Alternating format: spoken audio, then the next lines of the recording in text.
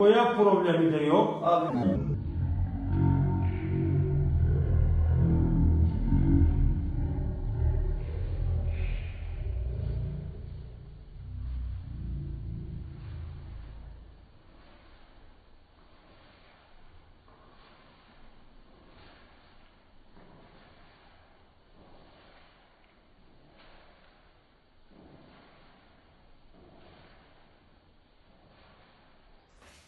Çok güzel. Hoşuma